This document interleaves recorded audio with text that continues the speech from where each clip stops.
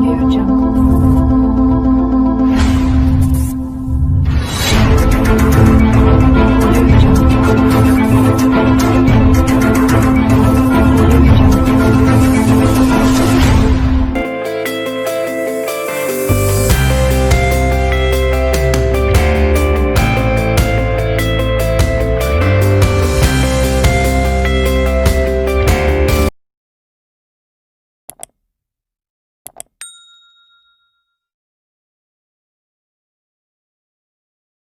आपलं पुढचं जे चॅप्टर आहे ते चॅप्टर आहे पायथागोरस थेरम.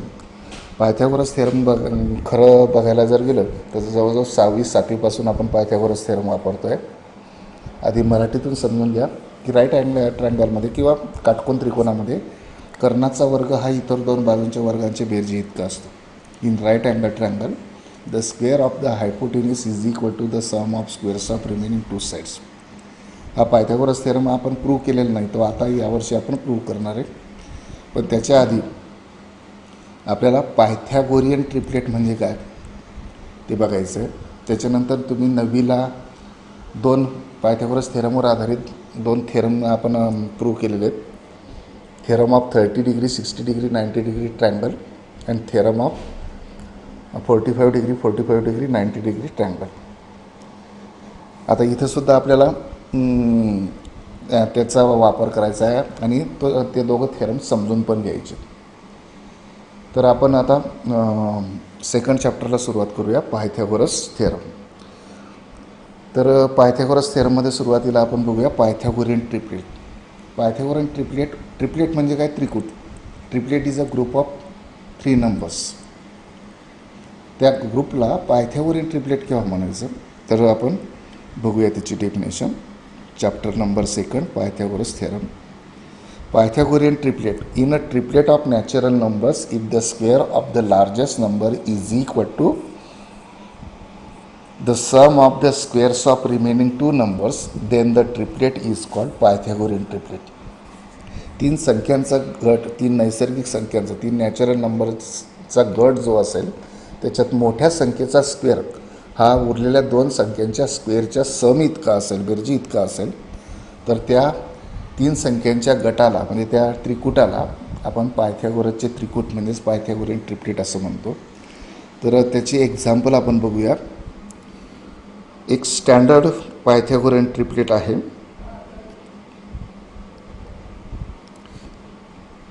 3, 4, 5. इथं बघा 3चा स्क्वेअर किती होतो? 9 म्हणजे 9.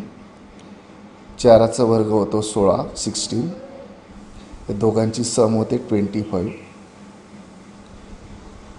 9 is the square of 3. 16 is the square of 4. 25 is the square of 5. Means square of larger number is equal to the sum of squares of remaining 2 numbers. Therefore, this is Pythagorean triplet. दुसरा example बघा. 5, 12, 30. 5, 12, 13. Square of 5, 25. Square of 12, 144. This sum is 169. 25 is the square of 5. 144 is the square of 12. And 169 is the square of 13. म्हणजे या ग्रुपमध्ये 13चा वर्ग हा 5 आणि 12च्या वर्गांच्या बेरजे इतका आहे. म्हणून याला सुद्धा तुम्ही काय म्हणणार? Pythagorean triplet. थर्ड एक्झाम्पल बघा. 7, 24, 25. 7चा स्क्वेअर बघा.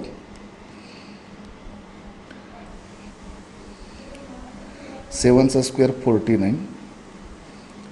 24चा स्क्वेअर 576. आणि ही जी सम येते ती येते 625. 49 is the square of 7. 576 is the square of 24. and 625. This sum is the square of 25. Means the square of larger number is equal to the sum of squares of remaining two numbers. Therefore this is also Pythagoras triplet. एक example बघूया. 4 5 6 4 5 6. 4चा square 16, 5चा square 25. ही सम होते 41 and this is not a square of 6. Therefore this is not Pythagorean triplet. आता पायथागोरन triplet जर समजून घ्यायचं असेल तर अवांतर माहितीसाठी पुस्तकामध्ये एक गोष्ट दिली आहे, ती लक्षात ठेवा. नोट म्हणून महत्त्वाची आहे की तुम्हाला पायथागोरन ट्रिपलेट हे जे आपण वर 3 एक्झाम्पल लिहिले तसे भरपूर पायथागोरन ट्रिपलेट तुम्हाला तयार करता येतील. कुठल्याही दोन नॅचरल नंबर घ्या. Suppose A and B are natural numbers belongs to N, where A is greater than B.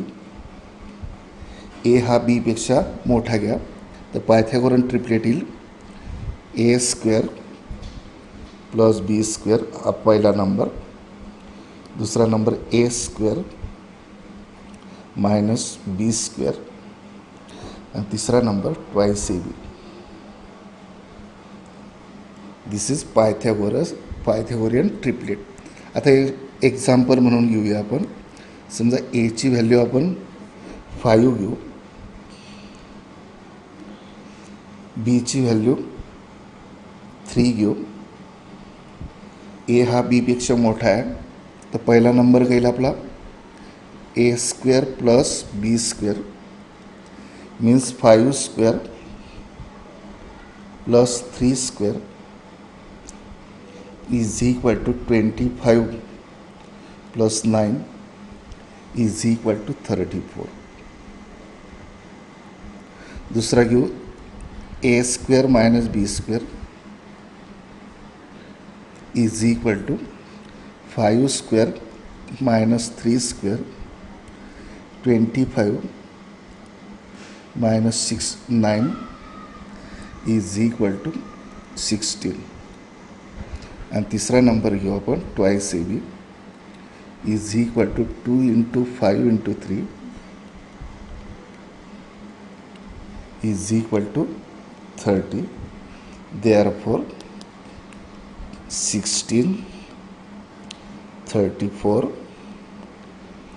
sorry 30 30 and 34. This is Pythagorean triplet. तुम्ही कुठलेही दोन नंबर घेऊ शकता. तर लक्षात ठेवायचं दोघांच्या वर्गांची बेरीज, दोघांच्या वर्गांमधला फरक आणि दोघांच्या गुणाकाराची दुप्पट जर तुम्ही घेतली तर ज्या 3 संख्या मिळतील त्या 3 संख्यांचा गट म्हणजे triplet which is the Pythagorean triplet. आता पायथागोरियन ट्रिपलेट आपल्याला समजलं. एखादा संख्यांचा 3 संख्यांचा गट पायथागोरियन ट्रिपलेट आहे की नाही हे कसं चेक करणार, तर मोठ्या संख्येचा स्क्वेअर काढा आणि उरलेल्या 2 संख्यांच्या स्क्वेअरची सम काढा.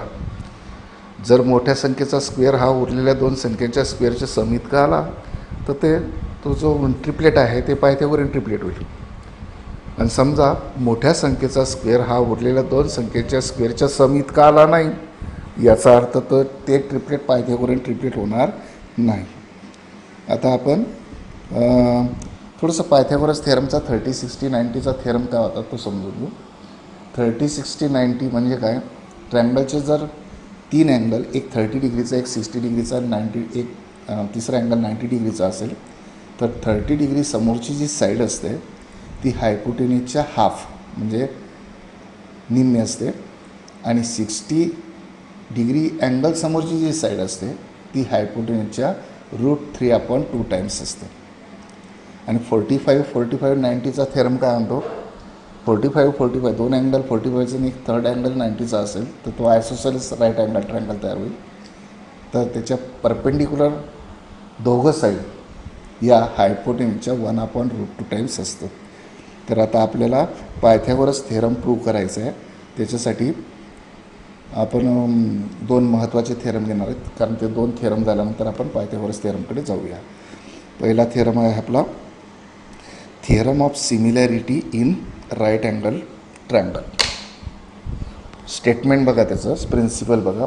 In a right angle triangle, if the altitude is drawn to the hypotenuse, then the two triangles formed are similar to original triangle and to each other. Means in a right angle triangle, if a perpendicular drawn to the hypotenuse, then the triangles on either side of the perpendicular are similar to original triangle and similar to each other. Similar to each other. Right angle ट्रँगलमध्ये जर altitude काढला आपण right अँगलच्या व्हर्टेक्सवर, altitude हा व्हर्टेक्सवरूनच काढला जातो. Perpendicular टाकला आपण right अँगलच्या व्हर्टेक्सवरून हायपोटिन्यूसवर, तर त्या परपेंडिक्युलरच्या दोघं साईडला दोन ट्रँगल तयार होतील. त्या दोघं ट्रँगल हे ओरिजिनल ट्रँगलची आणि एकमेकांशी सिमिलर असतात. आता फिगर बघा.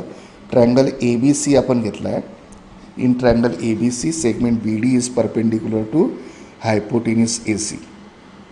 बी डीच्या दोघं साईडला दोन ट्रँगल तयार झाले, ट्रँगल ए डी बी आणि ट्रँगल बी डी सी. आणि ओरिजिनल ट्रँगल आहे ट्रँगल ए बी सी. हे तिघं ट्रँगल एकमेकांशी आपल्याला सिमिलर दाखवायचे आहेत.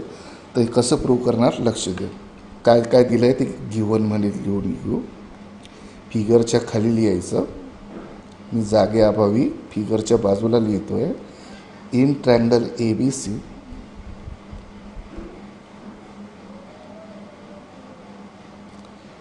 Angle A B C is equal to 90 degree.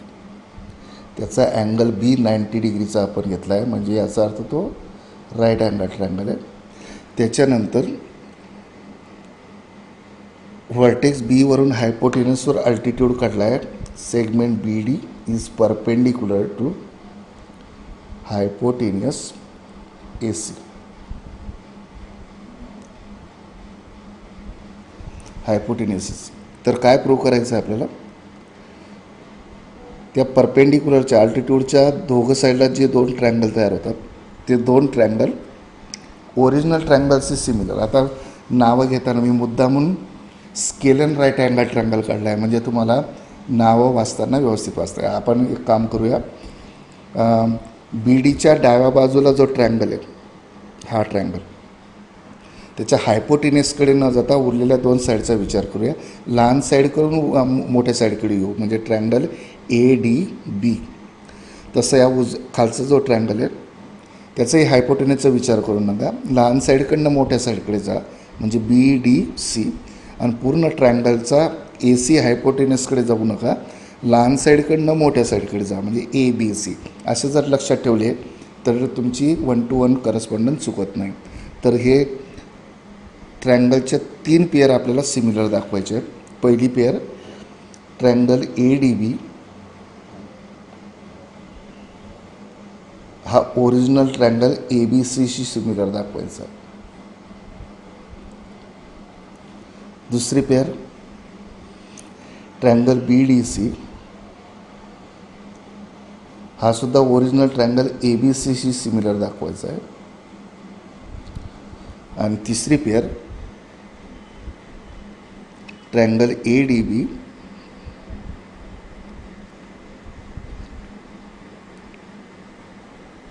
हा ट्रँगल बी डी सीशी सिमिलर दाखवायचं. पहिल्या दोन जर प्रूव्ह केले तर ट्रान्झिटिव्हिटी वापरून तिसरे आपोआप प्रूव्ह होणार आहे. Triangle A D B triangle A B C C similar, triangle A B C triangle B D C similar, म्हणजे triangle A D B triangle B D सीशी सिमिलर होणार आहे. म्हणजे फक्त पहिले दोन प्रूव्ह करणं महत्त्वाचं आहे. तिसरी पहिल्या आणि दुसऱ्यावरून मिळून जाईल. आता प्रूफ लक्षात घ्या. आपण ते दोन ट्रँगल घेऊ पहिल्या पेअरमधले. Proof in triangle A D B and triangle original triangle A B C.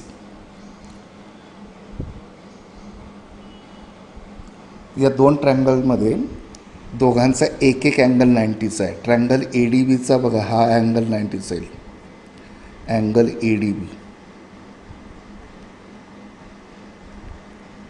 हा कॉन्ग्रंट येईल ट्रँगल ए बी सीच्या अँगल ए बी सीशी, angle A B C, reason each 90 degree. त्याच्यानंतर triangle A D B and पूर्ण triangle A B C, त्याला angle A जो आहे हा अँगल ए तो दोघं ट्रँगलचा आहे, म्हणून आपण लिहूया angle A congruent to angle A. Every angle is congruent to its reflexivity property वापरली. रिझन द्यायचं कॉमन अँगल. मग या दोन ट्रँगलमध्ये आपण अँगलच्या दोन पेअर आपण कॉन्ग्रंट दाखवले आहेत. याचा अर्थ ए टेस्टने हे दोन ट्रँगल कसे होतील similar. Therefore bye A taste, मागच्या चॅप्टरमध्ये आपण बऱ्याच ठिकाणी ए टेस्ट वापरली, तशी इथं वापरलेली आहे. Triangle A D B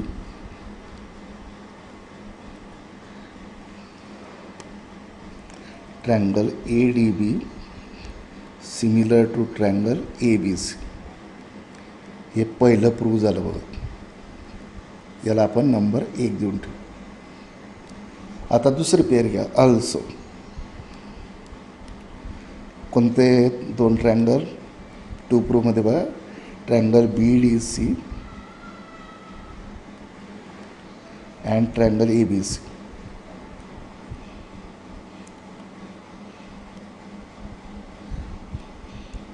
triangle A B C. आता या दोन ट्रँगलमध्ये सुद्धा एक अँगल 90चा आहे. अँड ट्रँगल बी डी सीचा अँगल बी डी सी 90चा आहे.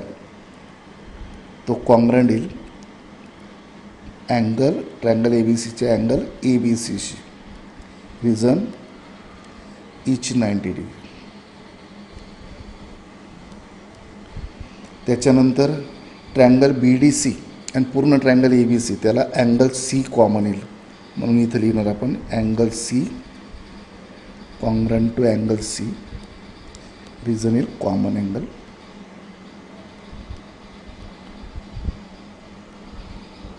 Therefore also by A test triangle B D C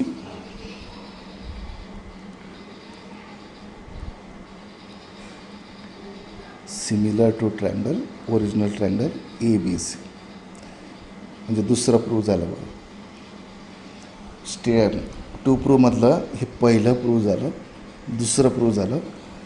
आता ट्रँगल ए डी बी हा ट्रँगल ए बी सीशी आणि triangle A B C triangle B D सीशी, म्हणजे ट्रान्झिटिव्हिटीने फ्रॉम 1 and 2 पहिला दुसऱ्याशी सिमिलर, दुसरा तिसऱ्याशी सिमिलर, तर पहिला तिसऱ्याशी, म्हणजे triangle A D B similar to triangle B D C. असं ह्या तिसरी पेअरसुद्धा आपली प्रूव्ह जाणार आहे. असा हा theorem of similarity in right angle triangle. काय आहे तो? राईट अँगल ट्रँगल दिलेला असेल आणि राईट अँगलच्या व्हर्टेक्सवरून हायपोटेनसवर परपेंडिक्युलर टाकलेला असेल, म्हणजे हायपोटेनसवर अल्टिट्यूड काढलेला असेल, तर अल्टिट्यूडमुळे जे दोन ट्रँगल तयार झाले ते दोन ट्रँगल ओरिजिनल ट्रँगलशी आणि एकमेकांशी सिमिलर असतात. थोडक्यात हे तिघं ट्रँगल एकमेकांशी सिमिलर असतं. आता आपल्याला पुढे जॉमेट्रिक मीनची प्रॉपर्टी वापरायची. बघा पुढचा थेरम ऑफ जॉमेट्रिक मीन, याला प्रॉपर्टी ऑफ जॉमेट्रिक मीनसुद्धा म्हणतो. बघा स्टेटमेंट काय. In a right angle triangle the perpendicular segment to the hypotenuse from the opposite vertex means from the vertex of right angle is the geometric mean of the segment into which the hypotenuse is divided. बऱ्याच जणांना या स्टेटमेंटचा अर्थच कळत नाही.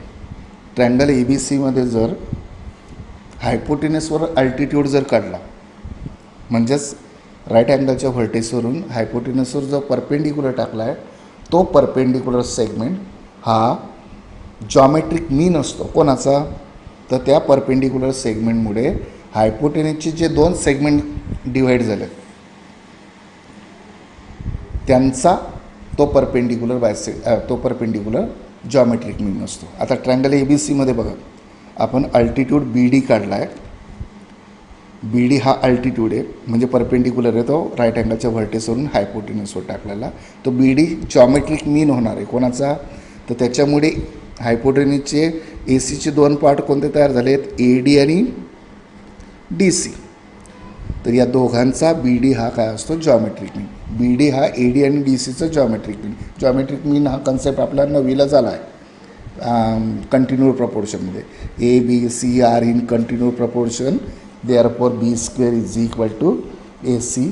Then we say that B is the geometric mean of A and C. म्हणजे जो geometric मीन असतो त्याचा स्क्वेअर बरोबर ज्यांचा तो जॉमेट्रिक मीन असतो त्या दोघांचा प्रॉडक्ट. मग आता आपल्याला तेच प्रूव्ह करायचं आहे की बी डी हा ए डी आणि डी सीचा जॉमेट्रिक मीन. याचा अर्थ आपल्याला बी डीचा स्क्वेअर बरोबर ए डी आणि डी सी यांचा प्रॉडक्ट दाखवायचा आहे.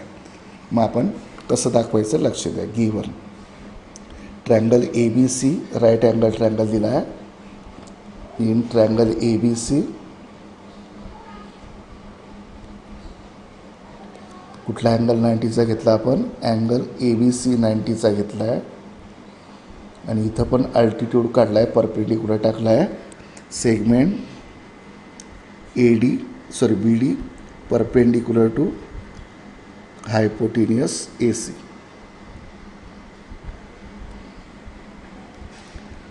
मग काय प्रूव्ह करायचं आपल्याला, तो जो परपेंडिक्युलर आहे बी डी तो जॉमेट्रिक मीन दाखवायचा आहे. टू प्रूव्ह म्हणजे याचा अर्थ त्याचा स्क्वेअर म्हणजे B D square is equal to कोणाचा जॉमेट्रिक मीन दाखवायचा आहे, ए डी आणि डी सीचा, म्हणजे ए डी आणि डी सीचा product A D into D C. हे आपल्याला प्रूव्ह करायचं आहे. थोडक्यात B D is equal to दोघं साईडचं स्क्वेअर रूट घेतलं तर square root of A D into D C. हे दोघांचा अर्थ एकच आहे, दोघं फक्त वरच्याचं स्क्वेअर रूट घेऊन खालचं मिळवलं. आता याचं प्रूफ देऊया. प्रूफ लक्षात घ्या. Proof in triangle A B C,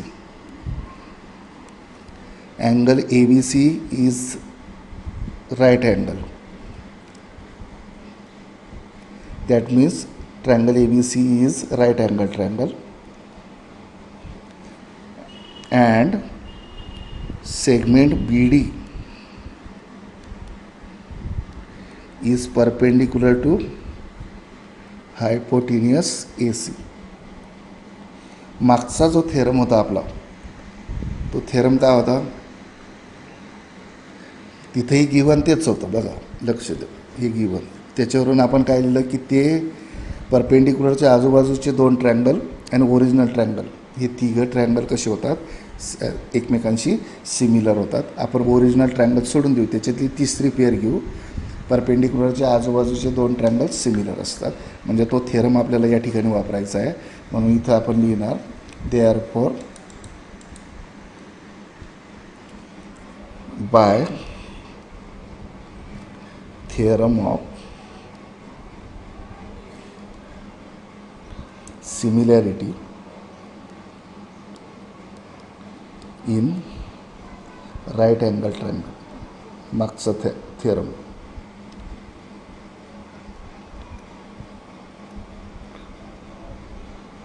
परपेंडिक्युलरच्या आजूबाजूचे दोन ट्रँगल सिमिलर दाखवायचे. आता मी सांगितलं तुम्हाला नाव वाचताना कसं करायचं, हायपोटेन्यूसकडे न जाता लहान साईडकडनं मोठं. या ट्रँगलचं नाव काय येईल, ए डी बी, आणि या ट्रँगलचं नाव येईल B D C. Therefore triangle A D बी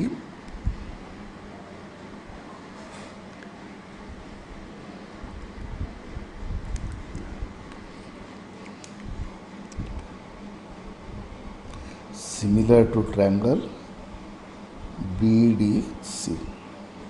या थेरमनुसार हे दोन ट्रँगल आता आपण सिमिलर दाखवले आहेत. आता फक्त करस्पॉन्डिंग साईड्स प्रपोर्शनमध्ये घेऊया. Therefore A D upon B D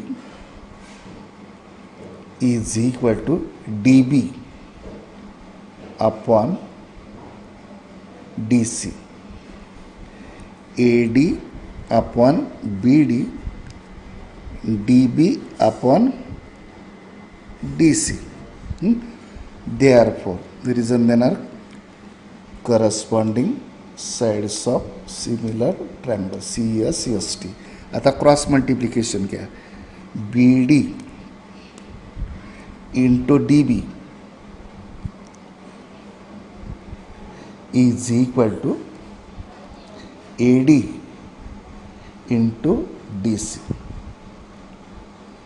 D B म्हणजेच काय, B D, B D into B D, B D square, B D square is equal to A D into D C. आणि आपल्याला हेच prove करायचं होतं, B D square is equal to A D into D C. B डीचा square हा A D आणि D सीच्या गुणाकारा इतका आहे. याचा अर्थ बी डी हा ए डी आणि डी सीचा काय, जॉमेट्रिक मीन, म्हणून या थेरमला म्हणतात थेरम ऑफ जॉमेट्रिक मीन.